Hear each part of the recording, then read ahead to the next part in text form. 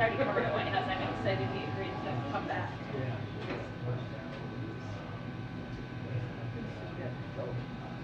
That's great. So is the team now to be? It'll be 5 people. It'll be Lois Weir, Chief Cleve, They didn't charge him. Tyler, and Yasmin. Have you met her yet? She just Oh, okay. joined. That did HS. Yeah, yeah. she's been sick. Yes, it's a really good team. It's amazing stuff. Yeah. I'm not getting the exams, but I do wonder. And then hopefully the 6. No drowned ducklings.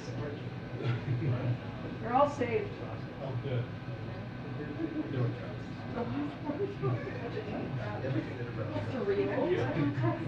I'm like having Mother's Day where I've just been writing and I'm just missing it. If there is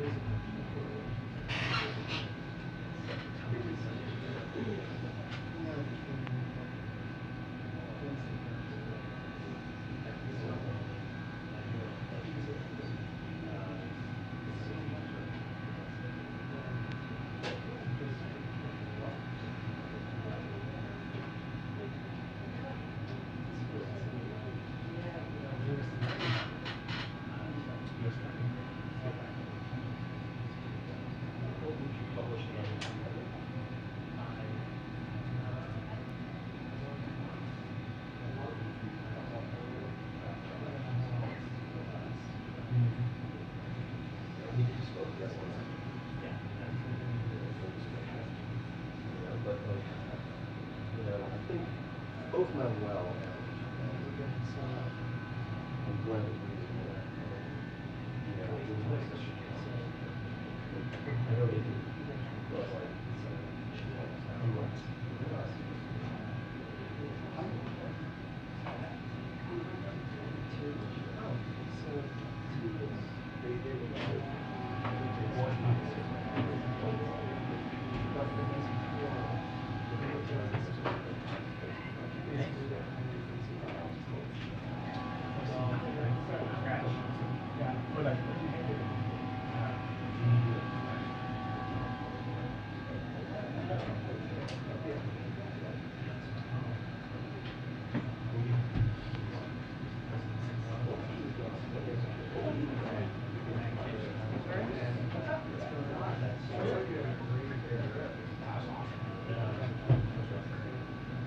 First couple weeks was visiting family, kind of like immersing the kids in the culture. My idea was also my idea was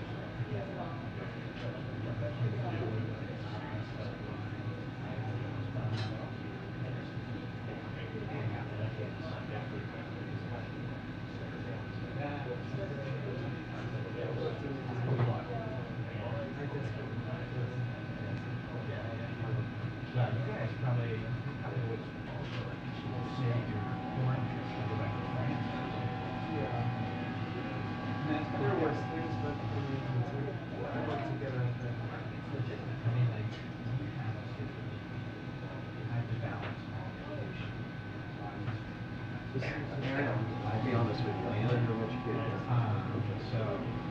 Family has up too. You guys got friends.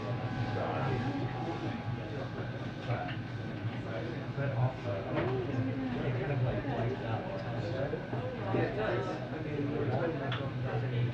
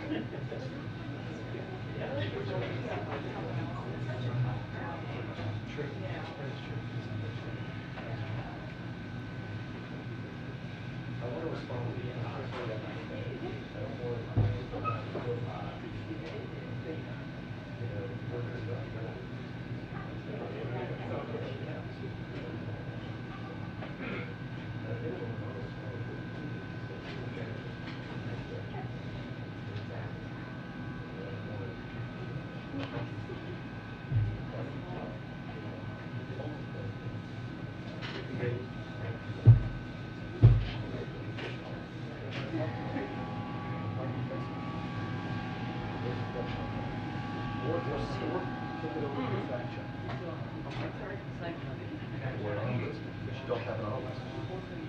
No, but like, you know, let it umpire.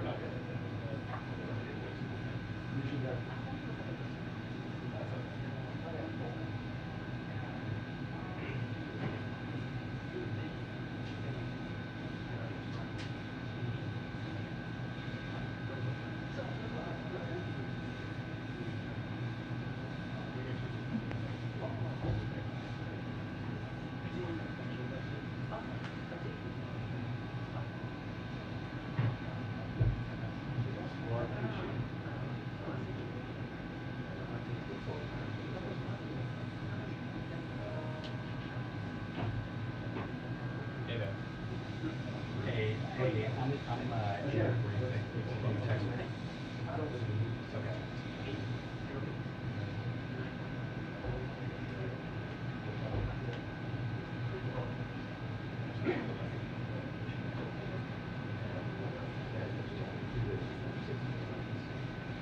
Going up with this street with the stores. Yourselves. Have you pointed out that you probably should do some light placement?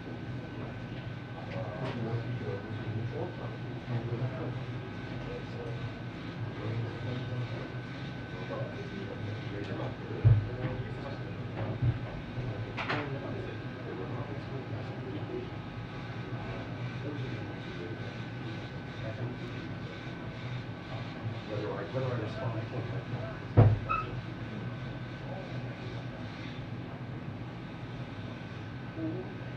that would just be sat on anyway, exactly.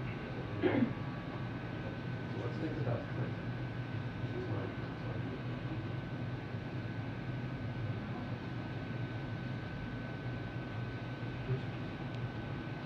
Which is what was happening with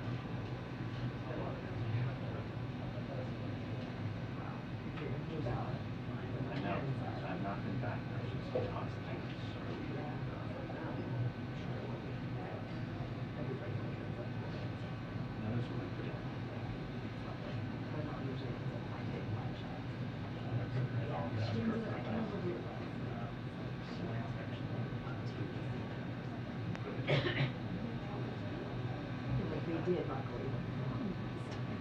I would love that. Oh my God.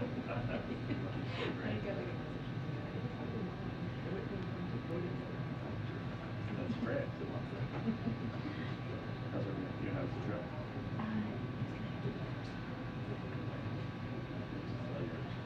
Oh, really? Jesus.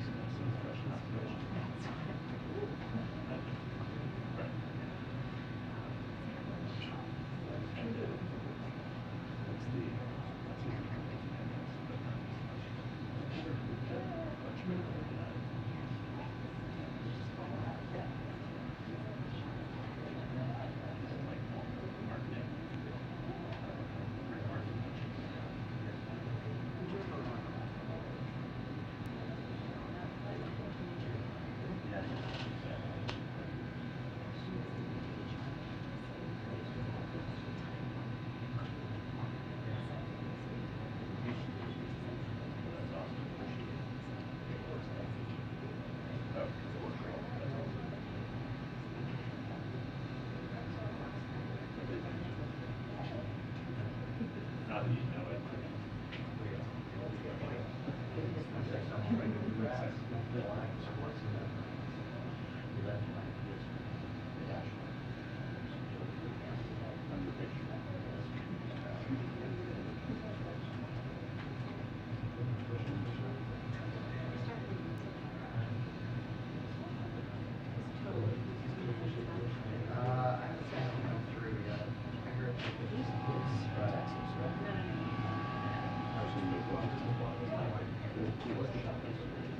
Yeah, yeah, totally. Yeah, I'm surprised you did that. It was like that before.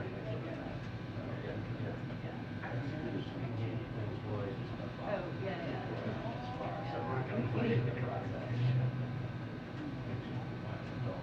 Don't worry, boss.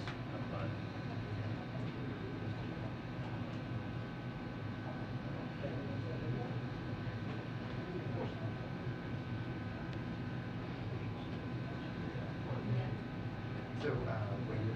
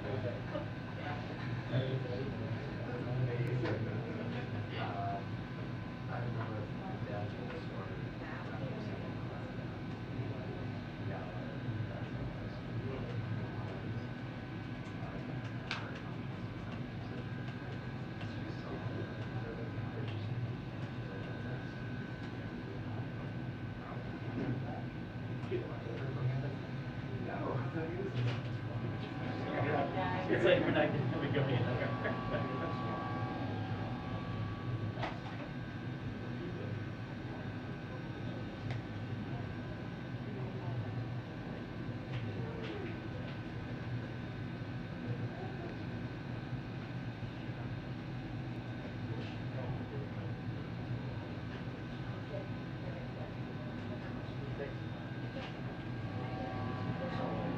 Or that.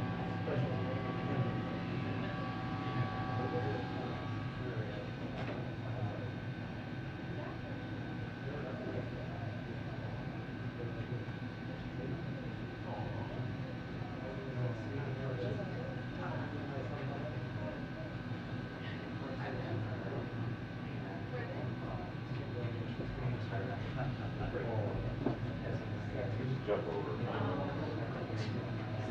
I don't want to hear that.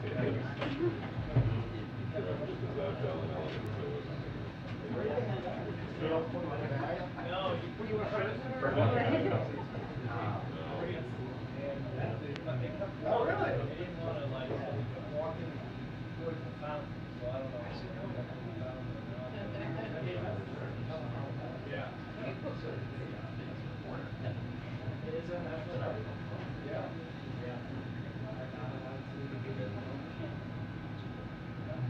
That's why we have some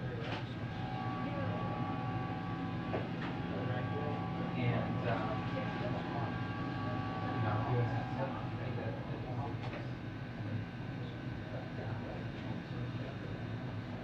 Oh, really? So back then.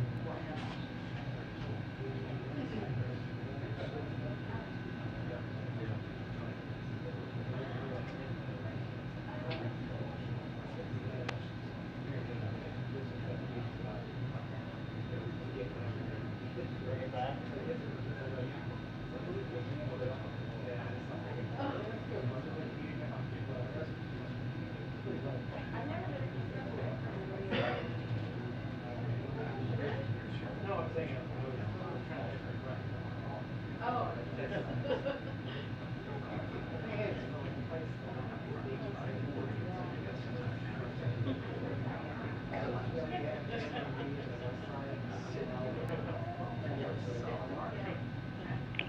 2-minute warning to press briefing, 2-minute warning to press briefing.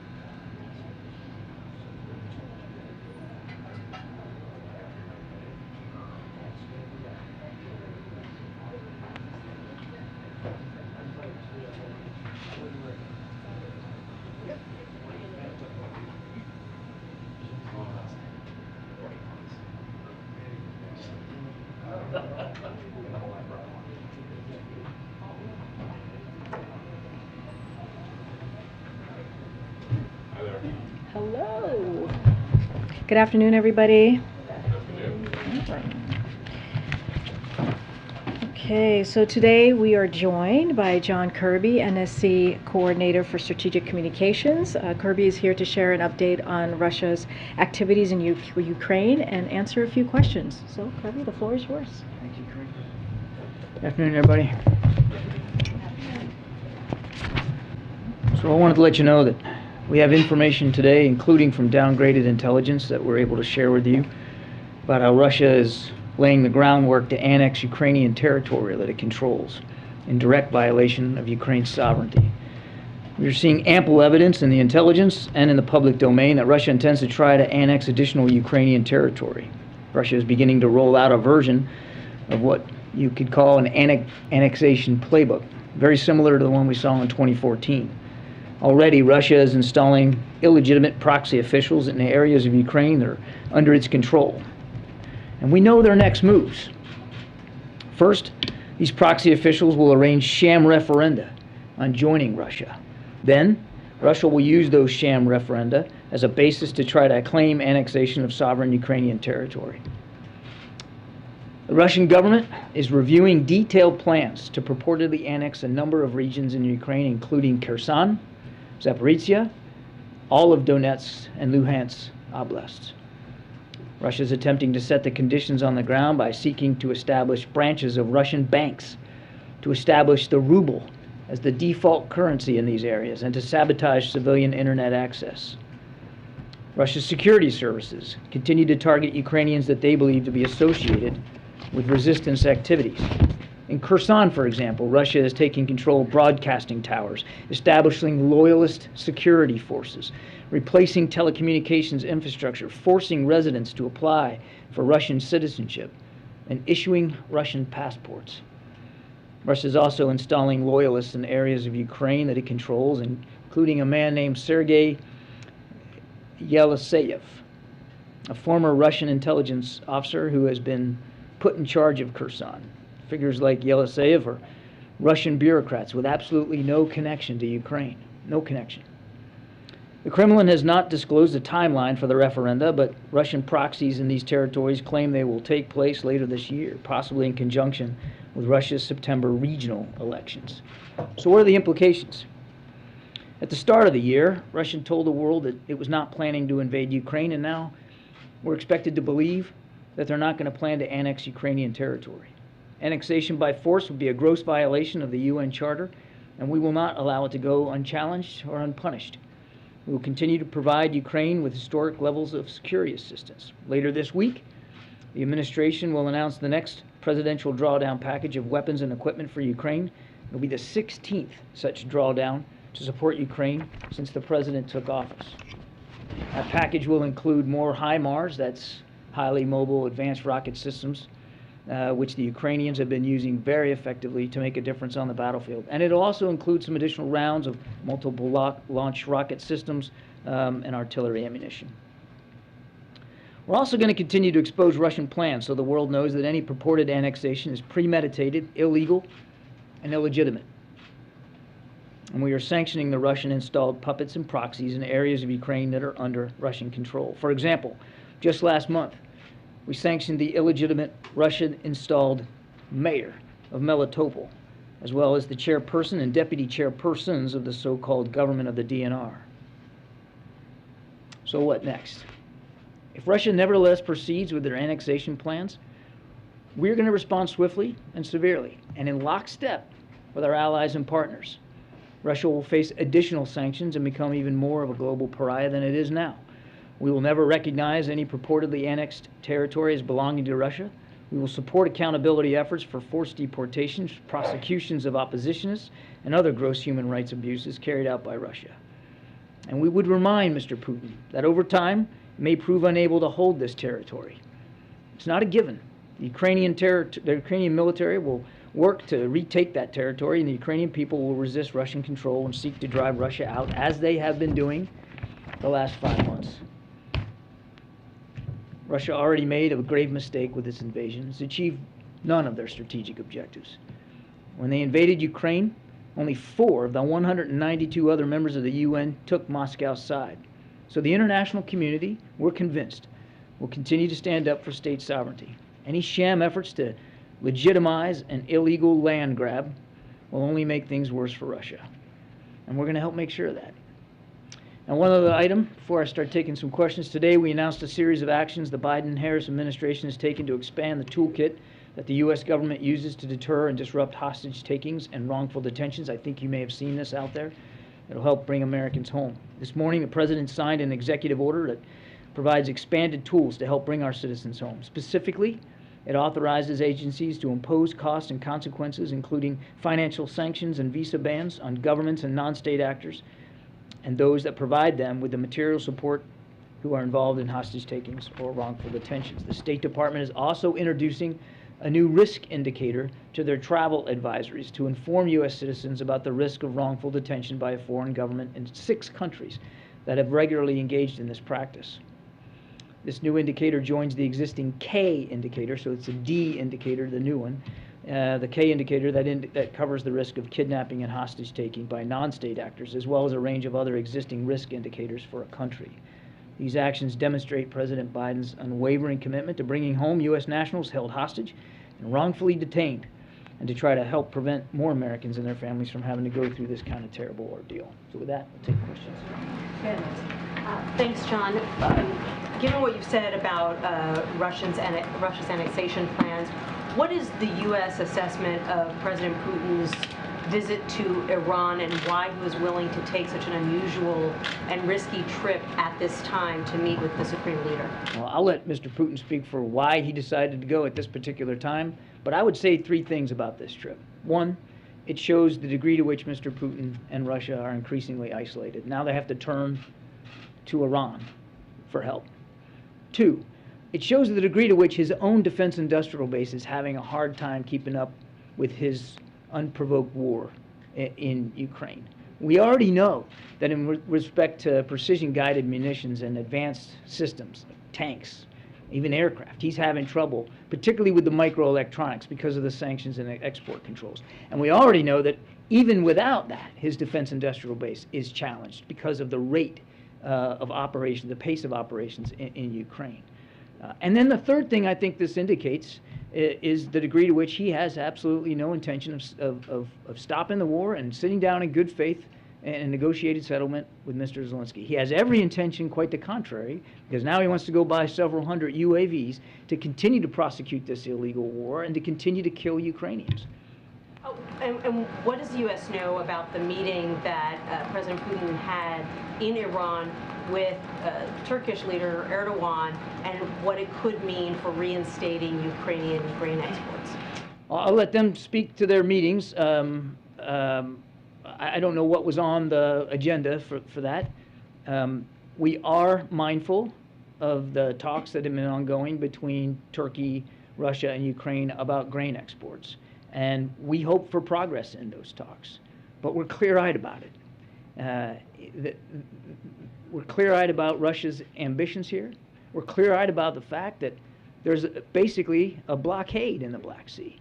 So while we certainly welcome Mr. Erdogan's leadership in here, and the President has thanked him for that leadership, with trying to come up with a negotiated solution here to get the grain out, it's unfortunate that he even has to have those talks, because there's a blockade that Russia could stop today. They could take their ships out of the Black Sea, they could let that grain go, and alleviate a lot of food security problems, not just in Europe, but in the Middle East and Africa or elsewhere around the world. So again, we're hopeful that there can be some sort of arrangement to get that grain out of there.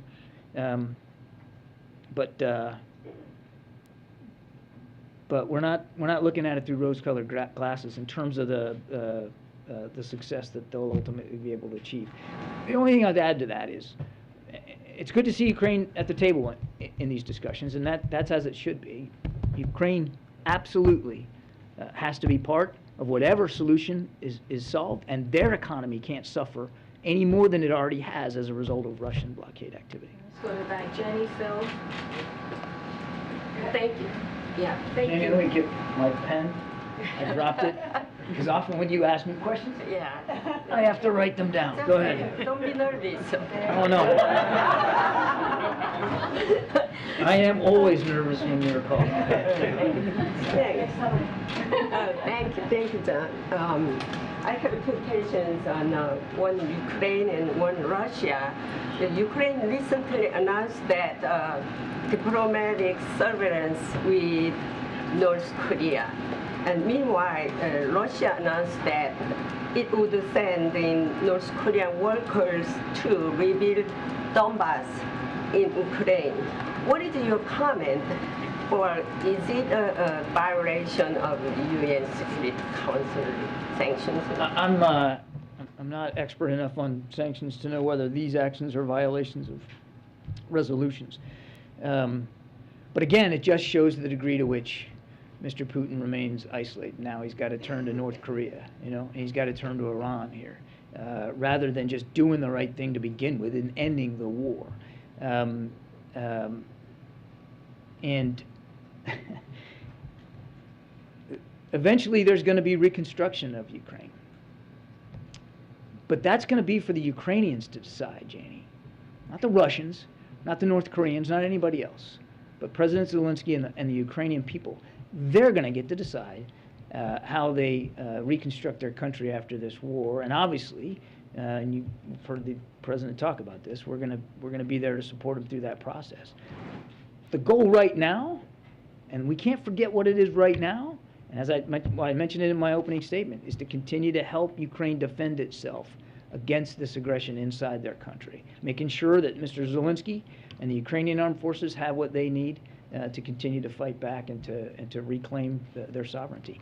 That's what matters right now. Thank you, Karine. I'd like to ask you, sir, a question about some of the comments that the president made when he was in Spain last month. But before that, rewinding to some of your statements moments ago, you said that Russia over time may prove unable to hold the territory that they're annexing. I'm wondering, what does that mean in terms of the U.S. commitment to Ukraine? Are we talking about, backing some sort of military operation for the Ukrainians to take back territory that was taken from them, or was that a more general statement about diplomatic pressure? There's no change to our policy with respect to helping Ukraine defend itself. Now, we help provide them the training that they need in some of these advanced systems and the systems themselves. And I would remind you that it's not just the United States, some 50 other countries. In fact, Secretary Austin is going to be holding yet another iteration of the Ukraine Contact Group this week. And I suspect you'll see additional international contributions to Ukrainian security assistance. And we give that material to them. We give them the training if they need it. Mr. Zelensky and his chain of command, they determine how they're going to use it.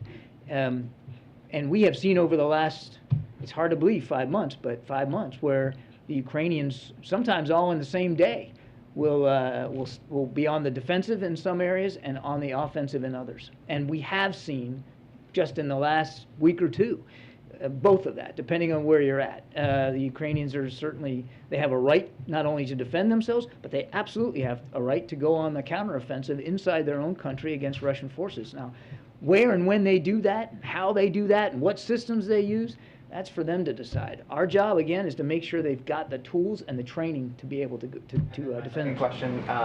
President Biden announced last month that he was going to be sending 2 more destroyers to Rota, Spain. I think the number is going from 4 to 6. That's right. And I guess I'm wondering, why is the president sending these warships to the Mediterranean to defend the Spanish coast there? I mean, this is a country that spends about 1% of its GDP on total defense, when there seems to be an increasingly serious threat in the Indo-Pacific from China. I mean, shouldn't Spain step up? Shouldn't the Italians or French, patrol their own waters so that we can have a free hand on the other side of the world? This is one of the very few questions I'll probably ever get that are right down my lane.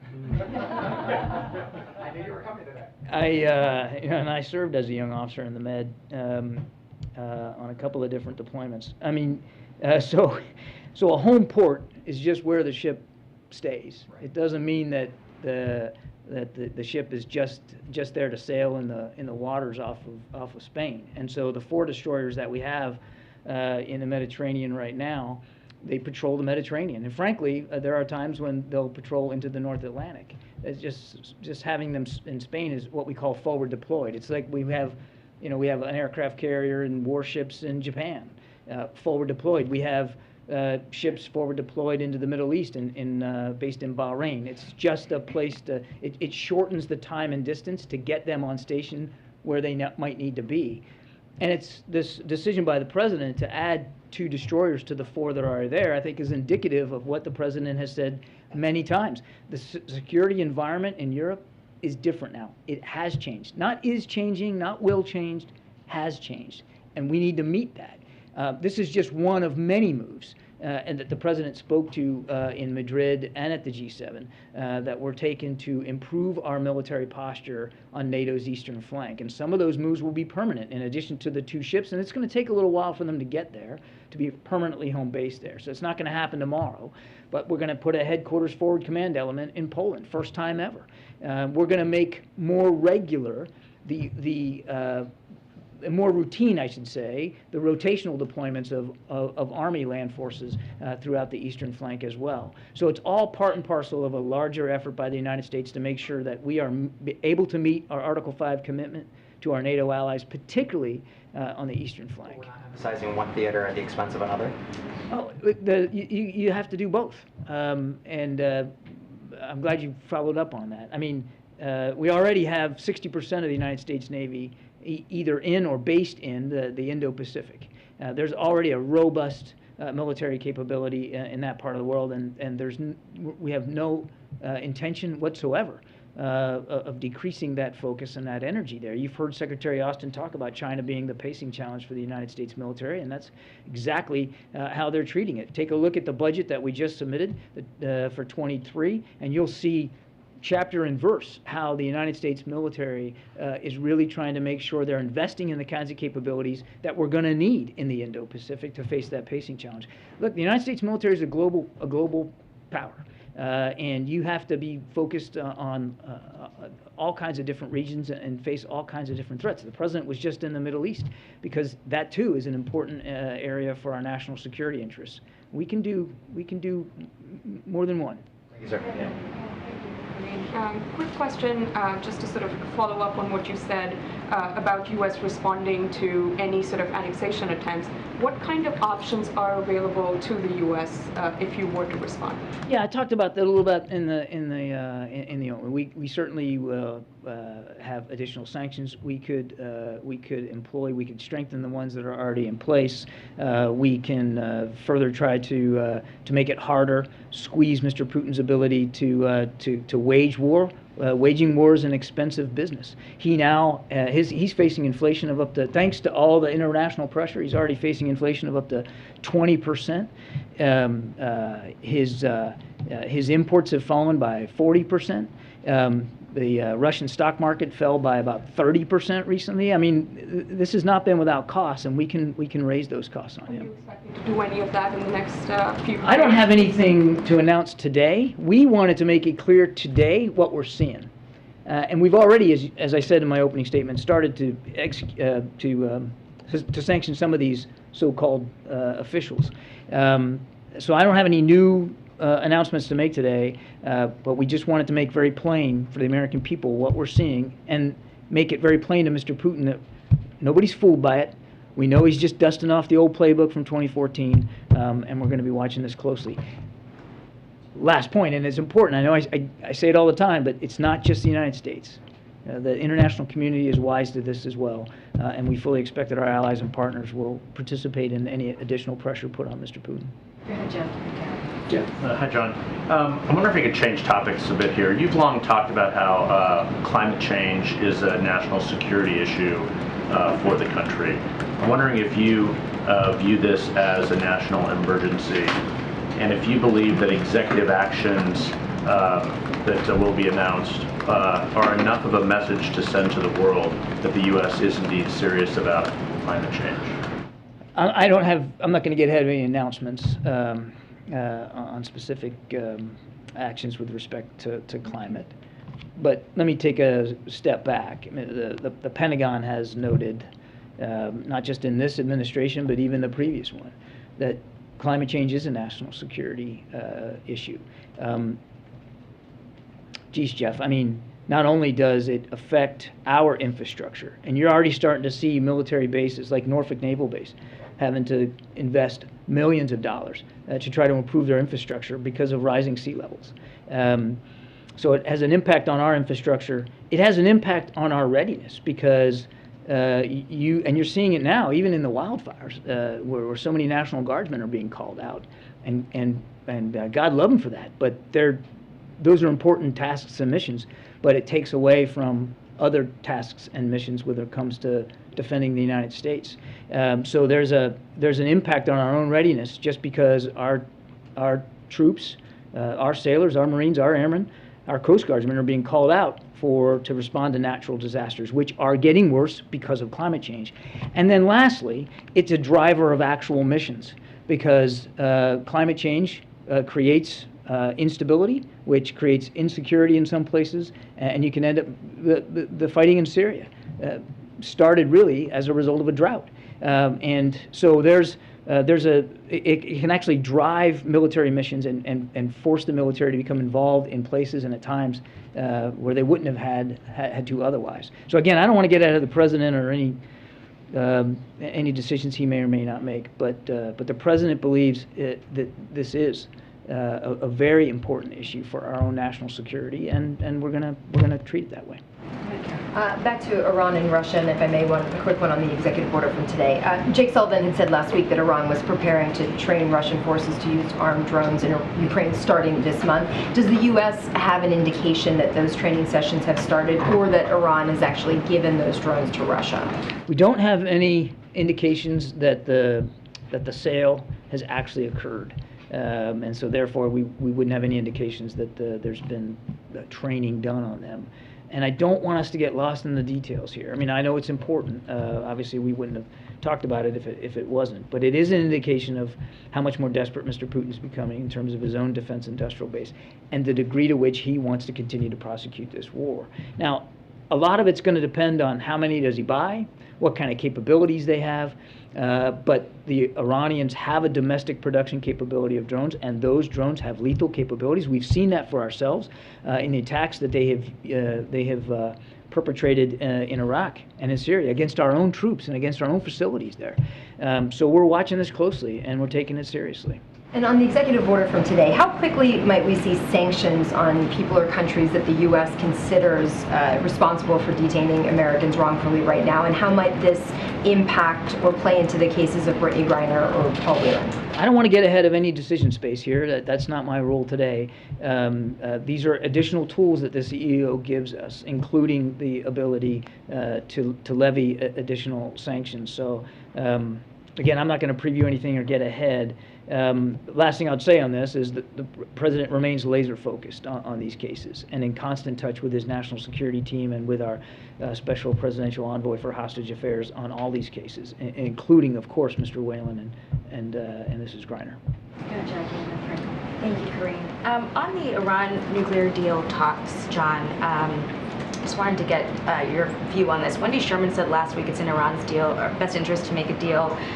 They would get sanctions relief, they would improve their economy and sell their oil again, and the world needs their oil so they can get a good price for it. So I'm asking, is the White House viewing sanctions relief for Iran as a way to bring down gas prices? The administration is looking at a return to the JCPOA, the Iran deal, to prevent Iran from obtaining a nuclear weapon. That's the goal. And you heard the president talk about this on the trip. No problem in the Middle East, none, gets easier to solve if Iran has a nuclear weapon. That's the goal of the Iran deal. Now look, there's a deal on the table. And the onus is on Iran now to decide whether they're going to take that deal. If they take that deal, yes, sanctions relief will be a part of it, as it was before the previous administration pulled out of it. But the goal, the objective, the purpose is to prevent Iran from getting a nuclear weapon. So how should we understand her statement then? Because the president's whole strategy when he was on his Middle East tour was to counter Iran, but her language makes it seem like maybe they're not so bad if they bring down gas prices, which has been hurting the president in the polls, obviously. Well, look, I mean, there's obviously a potentially tangential benefit should they sign into the deal and actually stop spinning their centrifuges and come into compliance and allow themselves to be back inside the most rigid inspection regime ever in an arms control agreement, which would include potentially sanctions relief, which would include obviously some economic breathing space for them to do things potentially on the oil market. But again, Jackie, that's not the purpose here. The purpose is to try to prevent them from having a nuclear weapons capability. That's the goal. That's what it's all about. One last question on this statement from Iran that they can produce a nuclear bomb if they want to, but they haven't made that decision. It comes after Biden and the Israeli Prime Minister publicly disagreed on the best way to counter Iran. How concerning is it that Putin's meeting with Iran right after Iran said that they can build a bomb if they want to? Again, I'll let those leaders speak for the timing of this visit. What we're focused on is making sure Ukraine can continue to defend itself. And obviously it looks like potentially they're going to have to learn to defend themselves from these Iranian drones. And as you saw on the trip in the Middle East, the president's focused on an integrated, more stable, more secure Middle East. And you can't get there. You can't have that as an outcome if Iran builds a nuclear weapon. And they're closer to it today than they were 5 years ago. The president understands that sense of urgency, which is why he wanted his team to negotiate this deal, and now the negotiations are complete. So we're close. Iran just has to agree to accept that deal, come back into compliance. That won't solve all the problems. Not at all. It'll solve if they come back into compliance and submit to the inspections and a reduction in their stockpiles. It'll certainly help solve the more urgent problem now of their burgeoning nuclear capability, but it won't necessarily solve their developing ballistic missile capability, which continues to improve. It won't necessarily solve their support for terrorist networks in the region. It won't solve the threats to maritime security in the Gulf that we continue to see out of Iran, and it potentially couldn't, won't solve all problems in Yemen. Although we're glad for this ceasefire. So we're still going to have to stay focused on all those other issues, which is, again, why the president's trip was so important. Thank you, Karine. John, first on the Russian annex, and then if I could ask a China question. On the Russia annexation comments that you're making, can you talk a little bit more about what specifically is new in the downgraded intelligence that you brought up? I mean, the administration has been warning about sham elections, about referendums since the spring. Kyrgyzstan has been named in the past as possibly a place this could happen. So what are you saying that is new in the last few weeks that you did not know before? I have to be somewhat careful in answering the question because we're talking about some declassified intelligence. I would point you to some of the specificity in my open comments about some of the individuals, some of the locations, and then just the modalities, I think, of how the Russians plan to pursue this in time and space. And it's really about as far as I'm able to go. But we know this is going to be a concerted effort here. And some of it is in parallel to the incremental territorial gains that they're making. And some of the designs here are a representation of the frustration that they haven't had as much success in territorial gains as they've had in the past. But is this more of an incremental advancement in that theory of Russia trying to annex? I mean, we've just been hearing about it for a while, so I mean, I'm just trying to gauge how different is this than what's been going on for a while now. This is out of the playbook, and we've seen them do it in the past. What we're seeing now is a more concerted, more strategic effort, and I think that's really about as far as I can go. On China tariffs, I asked Karine about this yesterday and talked about the efforts of the administration kind of address that and resolve concerns that they have about what Trump did. Can you talk about a little bit about where efforts to ease those tariffs is and when we might see some of the things that Biden has said is expected to come out of that? I don't have anything new for you today, and I certainly can't add to what Karine said yesterday. The president's looking at this. He wants to make sure that he makes the best decisions for the American people and for the American economy, and I'm certainly not going to get ahead of that. He's taken this very seriously, as he should. I'm going to take two from the back. Yeah, Ed, and then the gentleman behind. Thank you. So I want to ask you about oil in Saudi Arabia. So should we expect an announcement then from on August 3rd from OPEC or Saudi Arabia about increasing oil production because of the president's visit? I'm certainly not going to speak for OPEC. They get to make their decisions and speak to them. I would point you to what the president said when we were in Jeddah, that the discussions on energy security were quite constructive, and that he expects that it's possible that we could see some movement here in the next 2 to 3 weeks. So we're just going to watch that and see how it goes. Important to remember, and I think he also reminded that OPEC plus 3 has already increased by 50%, planned increases in July and August. That's been helpful. In addition to the 1 million barrels a day that the president has released from the strategic reserve, all that oil has helped stabilize the market, and the price still hovers around 100. That's because the market likes stability, and so those additions have created that kind of breathing space for the prices at the pump to start to come down. So we'll see where it goes. The discussions both at the GCC and bilaterally with the Saudis, again, we're very constructive when it comes to energy, and we'll be watching. One more on that. So I noticed on the president's schedule the last 2 days, there have been no public events. Is he resting after the large international trips? The president's been busy. I'll let Karine speak to the president's schedule, but the president's been quite busy. Just because you don't see something necessarily on the public schedule doesn't mean that there's not a lot of work going on. Gentleman in the back. Yeah. Thank you. The Senate Foreign Relations Committee just reported out the resolution regarding the admission of Finland and Sweden to NATO, and they're likely to do that before August recess. Can you speak to the importance of getting that done before the August recess? And also, is there any sort of message regarding the, I think it was 18 House Republicans who last night voted against a non-binding resolution on the admission of the countries to NATO?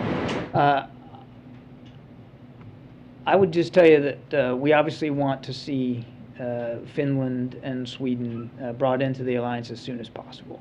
And so we look forward to congressional action that will allow that to be the case, at least from the United States perspective. As you know, every ally has to ratify. We're not the only ones.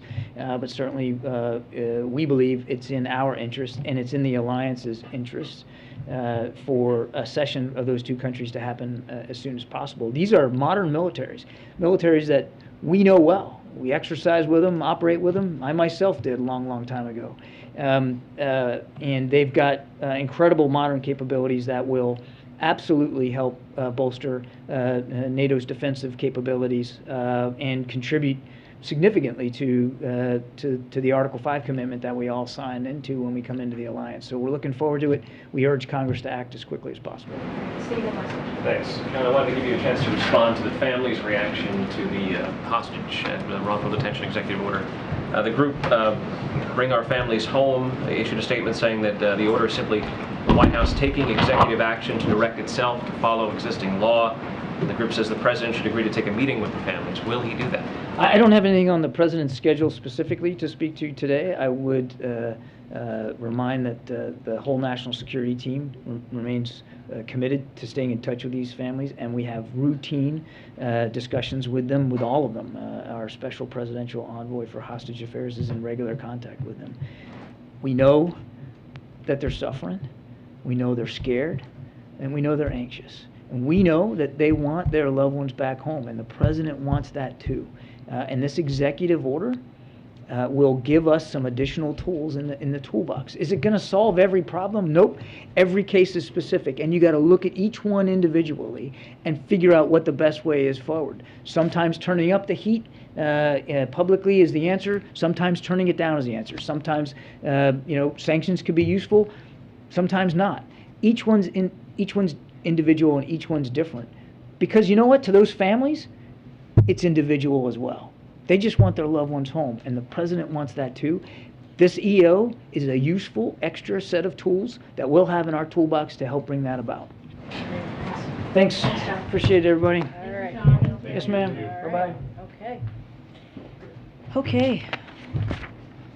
I have a few things at the top. Speaking of climate change. So we are closely monitoring extreme heat conditions impacting much of Europe, as well as the extreme heat impacting the more than 100 million Americans who are struggling with extreme heat conditions here at home just this week alone. The impacts of extreme weather are intensifying across the globe, including here in the United States. No one is immune from climate change. It's why the president has been rallying the world to take the decisive action needed in this decade to tackle the climate change, the climate crisis. It's also why the president is committed to taking aggressive action to tackle climate change and made clear if the Senate won't act, he will. In fact, as many of you have seen already today, the president will travel to Somerset, Massachusetts tomorrow. While there, he will visit the future site of manufacturing plant located at a former coal-fired power plant that will produce transmission cables for Massachusetts' booming offshore wind industry. The president will underscore the historic clean energy investments his bipartisan infrastructure law will make in Massachusetts and announce additional actions he will take to tackle the climate crisis and secure a clean energy future. The president ran on fighting the unprecedented economic and national security threat of climate change, and he has been taking decisive action to do so since taking office. Tomorrow's action will be a continuation of that work. And I have two things, because I know folks in the room asked this question, two different questions yesterday, and I said I would get back to them. I think, Eugene, you had a question about ACLU. The Department of Homeland Security is committed to complying with the law and respects the privacy and civil liberties of individuals. DHS employs various forms of technology to undertake its mission.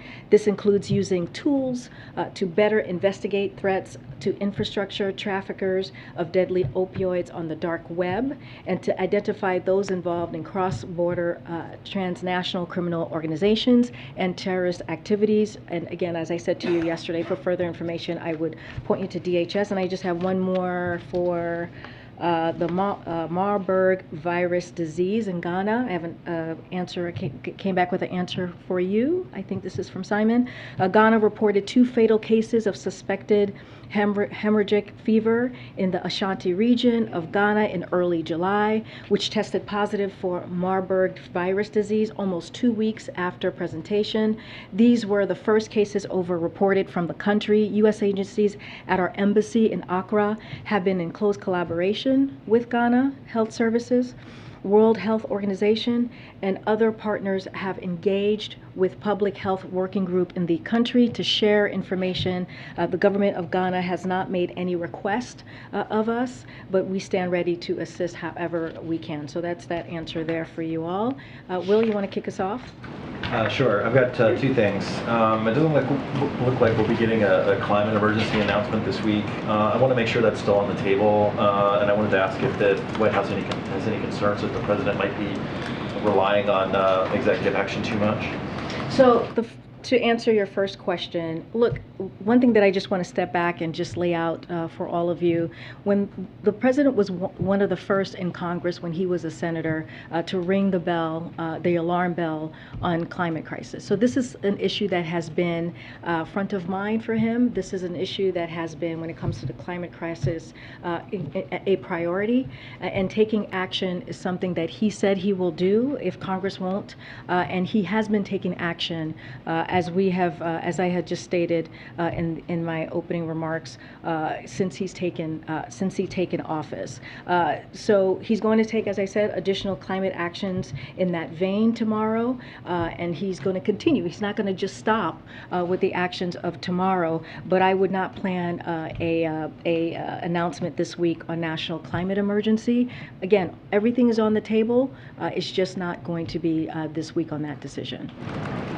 Another matter, Senator Manchin is rejecting the global tax deal that Secretary Yellen negotiated with like 100+ countries.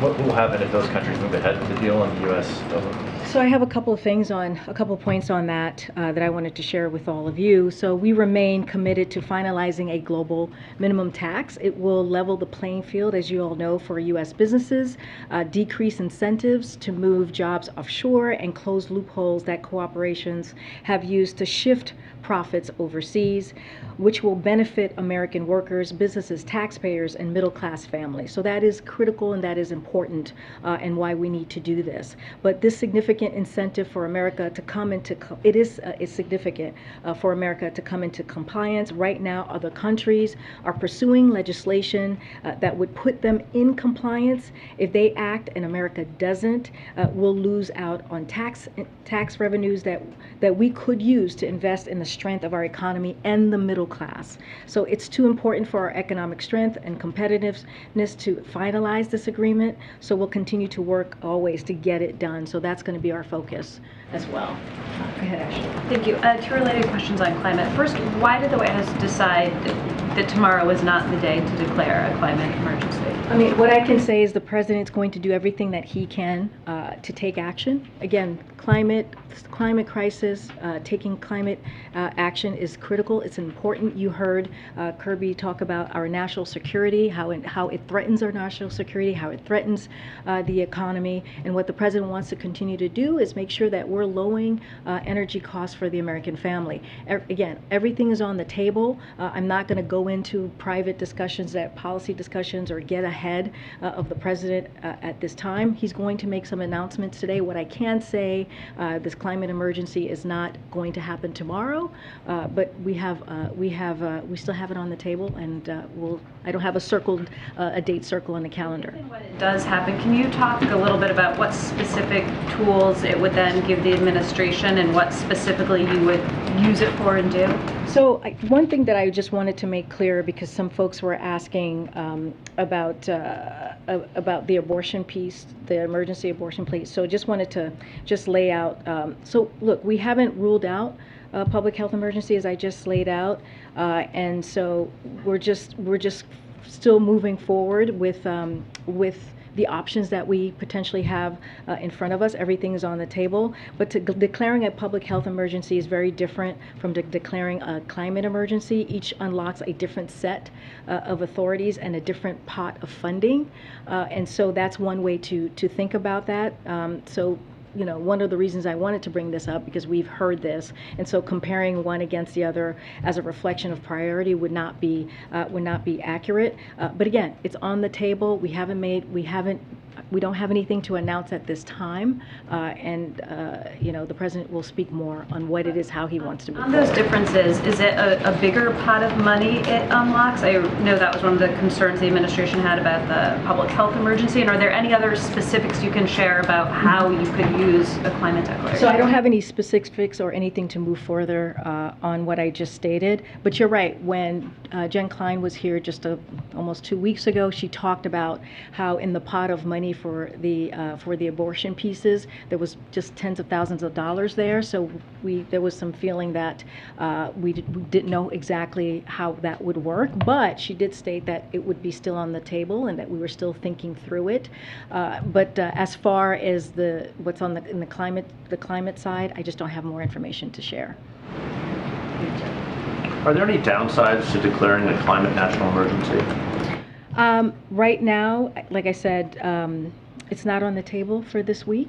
We're still considering it. I don't have the upside or the downsides of it. As you can imagine, and I have said, this is an important priority when it comes to getting to clean energy, when it comes to dealing with climate crisis, when it comes to taking action. So the president is going to continue to make sure he's doing everything that he can to deal with the threats of climate change. I just don't have specifics on the pros and the cons, but it is still on the table. When you talk about actions for tomorrow, should we assume that he'll be signing executive actions to announce tomorrow? Jeff, I just don't want to get ahead of the president. Again, he's going to make some announcement. Call on this later to explain what he's doing. There might be. I just don't have when to announce. We normally do, to your point. We usually have background calls when we're ready, and we usually invite all of you. I just don't have when to announce. There might be in the next couple of hours. I just don't have anything to share at this point. Involved in these meetings today, or what exactly has he been doing yesterday and today? So he's been in meetings. I was scheduled to meet with him today in the Oval Office. So he's been meeting with his senior staff. He's been meeting with a staff. I think some of you may have seen him when the First Lady of Ukraine was visiting with our First Lady. I believe you saw him very briefly. So he's just been very busy dealing with the issues of the American people and meeting with his staff and senior staff the last 2 days. Okay. Just a quick one on climate emergency and public health emergency.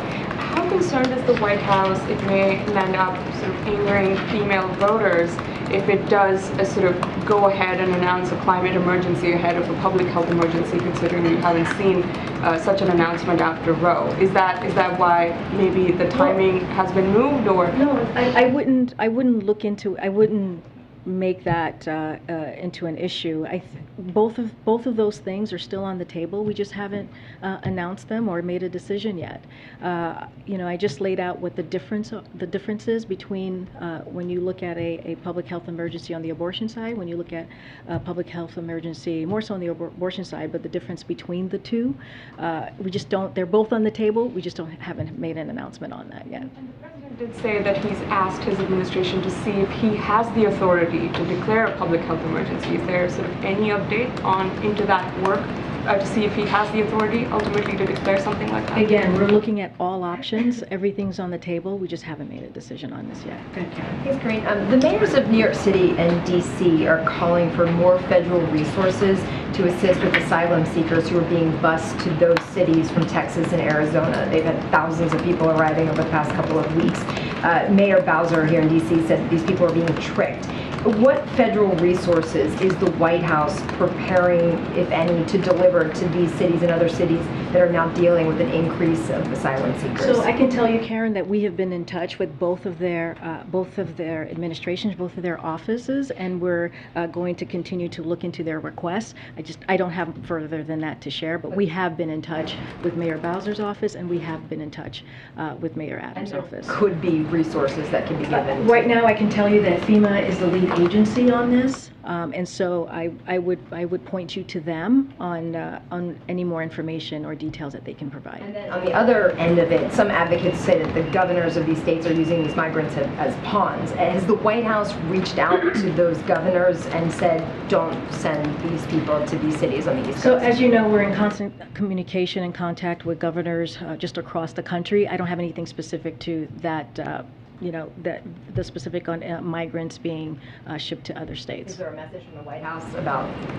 I think we have. This has come up before, I believe, a couple of months ago, and I think we believe it's shameful that some governors are using migrants as a political tool, as a political play, when we should be making sure that we're doing everything that we can to help folks who are coming into this process in a legal way, and making sure that we do this in a safe way and respectful way.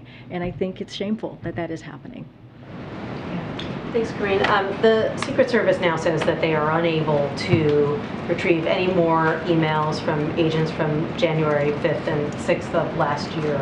Does the president believe that it's acceptable for a law enforcement agency, a federal law enforcement agency, to simply lose such critical communications that are important to an investigation? So I appreciate the question.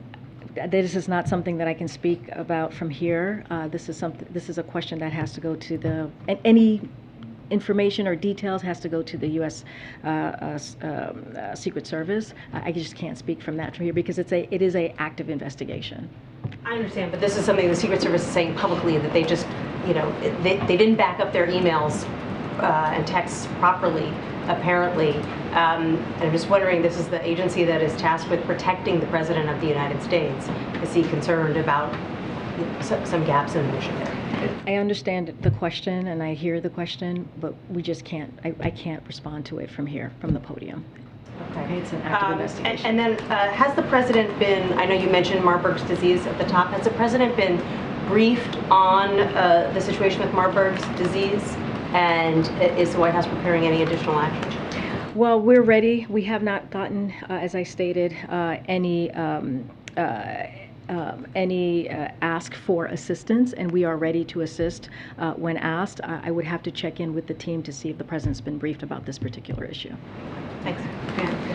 Can you say what role ongoing reconciliation talks played in the climate decision? For instance, is the climate emergency off the table because you're worried it will upend the apple cart in the Senate with Senator Manchin or others by going sort of too big, too fast? Can you talk about what role the tensions are between what to do now on climate and what you're still hoping to get out of Congress? So when it comes to what's happening on the Senate with reconciliation, I will not negotiate in public or speak to any private conversation. I can tell you that our teams are in regular contact with Senator Manchin and other members in the Senate and in Congress, just as we do on a constant way, in a constant basis. I will say that, as I mentioned, I wouldn't expect an announcement this week on the emergency, on the climate change emergency, but what I will say is that it is still on the table. We have not made a decision yet. Again, this is what we're seeing, this action that we're going to hear about from the president tomorrow. This is part of multiple actions that the president has already taken from the moment that he walked into office. This is urgent to him. He called the climate crisis one of the 4 major crises that he was dealing with once walking into the administration. Again, we're talking about national security. We're talking about lowering energy costs. We're talking about threats to our economy. All of these things are critical. All of these things are important, and he will continue to be steadfast in focusing on the climate crisis. Did he not do these things, the executive actions previously, because he hoped that he would get it in legislation? Look, the president, and you've heard me say this, you've heard him say this, when it comes to the climate change provisions in reconciliation, of course, he wants to see it in the bill. Why not vote? Pardon me? Why not vote? Like, why did he hold off? He seems to have held off doing executive actions, waiting for the bill. Could he have not done? Well, I think, look, I think we could still walk and chew gum. No one says, again, I'm not going to negotiate in public. You know, the process in the Senate is happening. I'm not going to speak to that in public. Look, this is an opportunity. The president has said that he was going to take action. He said, you know, he's always said if the Senate won't, he will take action. He is just taking another step. This is not the final step.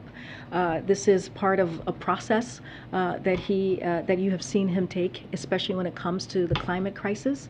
And so, you know, I wouldn't see this as an either or. I would see this as part of what he has been trying to continue to do in playing our part in the climate crisis and dealing with climate change. And finally, can you offer any update on the deliberations on student loan relief and what kind of timeline, if any, there is on that?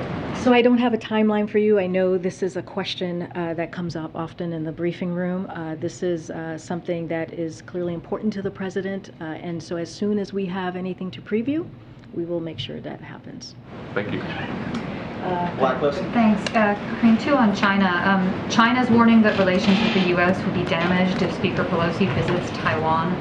Do you have any comment on the reports that she's going, and has the White House had any communication with her office about this? So I'm just not going to comment on travel that the Speaker's office itself has not announced, I believe.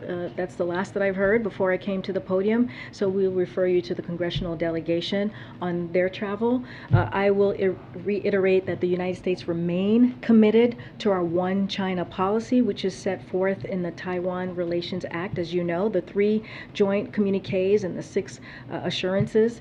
This has been a consistent U.S. position for decades across multiple administrations. This is nothing new here. U.S. support for Taiwan remains rock solid, principled, and bipartisan, and is in line with our One China policy and longstanding U.S. commitments. But from what I understand, there has been no announcement, and I'm certainly not going to comment on her travels at this time. Any update on when President Biden may speak or have a phone call with President Xi? And that's been as you know, they spoke recently, not too long ago. We and I've said this before, we are keeping the lines of communication, of dialogue open. There has been staff-to-staff communications over the last several months since the last time the President spoke to President Xi. I don't have anything to preview on the next conversation. You're at your time. You want more? Oh, yeah, I'm at my time. Okay. I'll go around. Go ahead, Mike. Karine, a question on the Respect for Marriage Act. The President, after Dobbs, said he believed the right to privacy was at risk. Obviously, you yesterday said that the administration supports this bill. We're seeing some Republican lawmakers in the House come out in favor of it, and McConnell says he won't preview his vote on it until it reaches the Senate. So do you believe that Senate passage is actually in reach, and what is the President doing to get it closer to it? So as you know, and I said this yesterday, this is an issue when it comes to the right to marry, loving who you want to love. The President has been supportive of that for many, many years, clearly before he was a president, and he has been very vocal. And so first I want to say that he strongly supports the bill. As you heard me say yesterday, he's grateful that this has bipartisan support in the House as we're seeing it. Right now there is a SAP, a Statement of Administration policy that we sent out to continue to show our support. Look, the President is always going to continue to speak on equal rights, especially as it relates to this particular piece on LGBTQ rights, marriage equality. This is not something that he will not stop talking about. He will make sure he is very clear. It's a priority for him, hence why we did the SAP.